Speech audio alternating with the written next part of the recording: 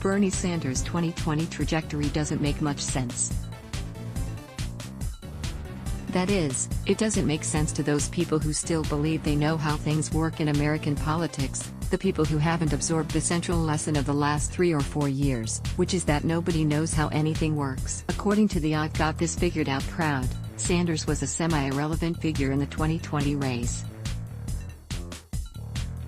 He was too old and too weird. He had bitterly divided the Democratic Party in 2016 and had, in some obscure way, helped elect Donald Trump.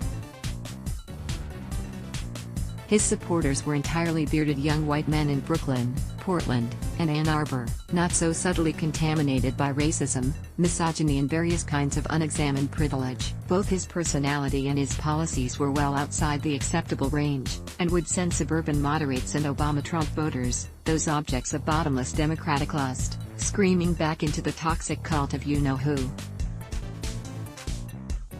Advertisement, bits of that may be true. Some of the rest of it is understandable.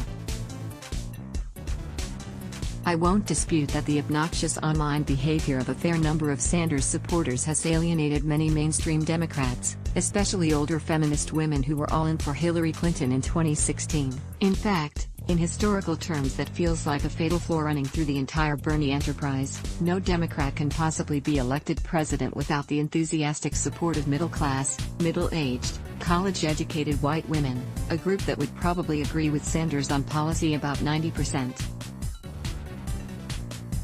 Yes, Bernie St. Anners, there has been plenty of bile and vitriol coming back in the other direction. But I see no point in airing that out, do you? But a lot of that analysis is also flat-out false, including the overarching conclusion that Bernie Sanders is not an important factor in the 2020 race. He is older than either Joe Biden or Trump, but appears far more vigorous and alert than either of them. He remains second to Biden in most Democratic primary polls, neither surging nor declining much while other candidates go through their exceedingly minor boom and bust cycles. Remember when your friends were confidently aboard the Pete Buttigieg juggernaut for 5 minutes? Remember when Kamala Harris set Biden on fire that one time, and looked like the tough-as-nails leader who would prosecute Donald Trump for everything? Those were good times.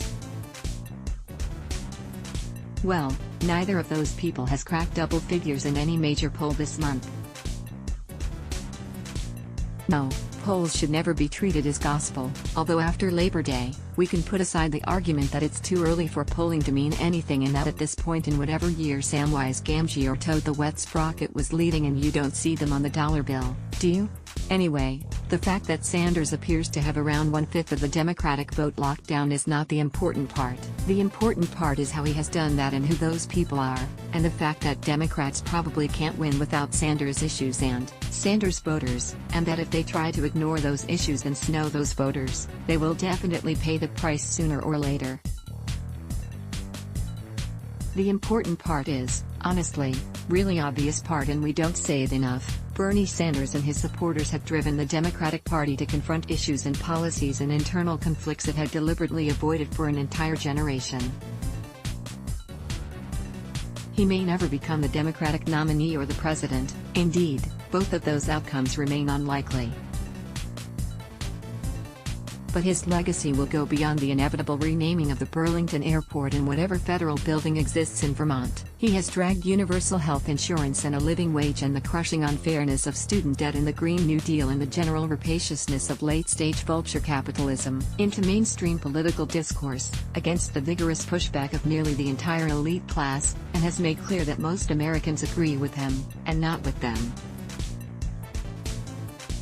Furthermore, the always dubious premise that Sanders supporters are overwhelmingly white and overwhelmingly male has been exposed as a blatant falsehood.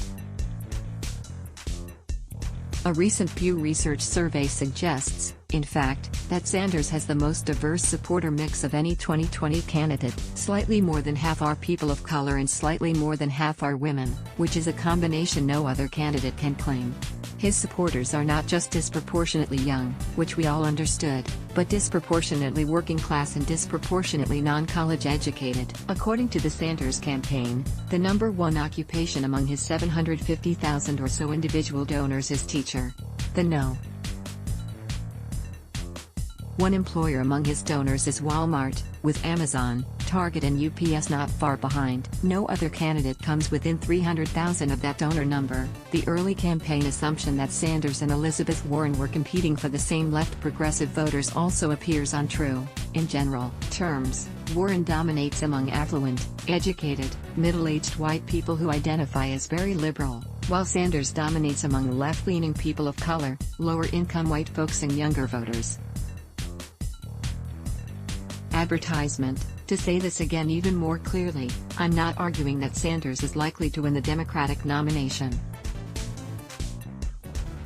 Whether his negatives are perceived or not, they exist. Despite his shambling campaign and erratic public statements, Joe Biden retains a significant lead in most primary polls, as well as in head-to-head, swing state polls against Donald Trump, which should definitely not be viewed as significant 14 months ahead of the general election, but the entire Democratic electorate is driven by Trump-centric fear and PTSD, and there's not much you or I can do about that. In terms of primary season arithmetic, Biden's advantage among African American voters, a core Democratic constituency whose support is essential to victory, and who dominate the Democratic electorate in several crucial southern states, is even more important. Bernie Sanders is in fact well-liked and well-respected in the black community, according to favorability surveys, but that doesn't necessarily mean he's going to win their votes in large numbers. Salon's Chauncey DeVica wrote an excellent primer on this question earlier this year. For either Sanders or Warren, who have different but aligned hypothetical paths to being the last non-Biden candidate in the race, that's an extremely steep hill to climb. It might be steeper for Sanders, because of the aforementioned white women problem. A Bernie victory might require the primary season equivalent of drawing an inside straight in one of Donald Trump's casinos, although you'd have to say, in a bit of a 2016 flashback, that the prospect doesn't seem as far-fetched as it did even a few weeks ago. Recent polls show a tightening three-way race overall, and suggest that Sanders may be leading Biden in New Hampshire, which he won convincingly in 2016. So I'm not, like, watch out for Bernie, y'all, because it's not as if anyone even remotely associated with left liberal politics doesn't know he's there. People are completely freaking obsessed with Bernie Sanders, sometimes to the level of batshit craziness. People who love him, people who can't stand him, people who are kind of whatever neutral about him, except, wait, there are no such people. Advertisement. I'm also not claiming that there's an anti-Bernie conspiracy in the mainstream media, designed to drive down his poll numbers and crush his chances. It's unquestionably true that Sanders' 2020 campaign has been subjected to an almost hilarious series of slights, oversights and distortions, polls that list him third when he finished second, headlines that omit his name and focus on candidates with far less popularity, news stories and analyses and panel discussions that lean hard into the argument that he is fading or failing or no longer relevant. None of that requires a conspiracy theory, because the anti-Sanders bias in the media is baked into the pie, and has a more or less innocent explanation. There was no need for a nefarious conference call in which the corporate overlords at CNN, MSNBC and the New York Times agreed to order their minions to take out the dangerous socialist. First of all, many people in the mainstream media just don't like Bernie Sanders, for personal, professional and political reasons. He is undeniably a gruff, irascible person who doesn't kiss up to reporters in off-the-record conversations, and who generally views the large media corporations as his adversaries.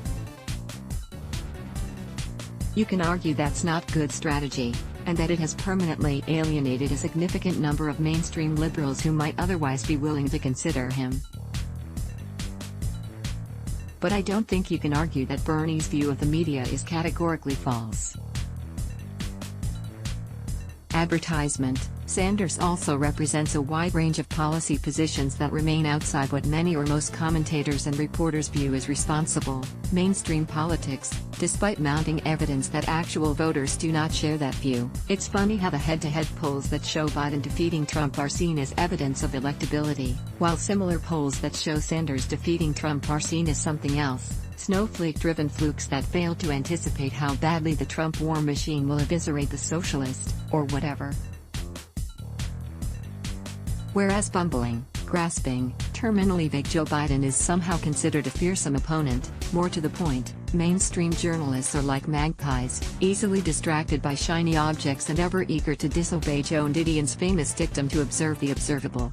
Bernie Sanders wasn't supposed to be the story of 2020, this was the year of the woman or the year of generational change or the year of getting back to normal or the year of some other narrative that explains everything.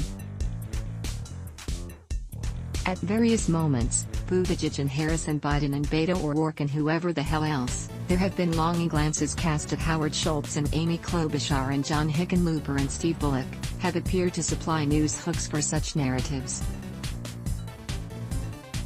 In that context, it was easy to sideline Sanders and his supposed brothers to the margins, not quite out of malice, although, okay, there was some of that, but because, haha, we did socialism is back already and that didn't happen, so that's boring and let's move on.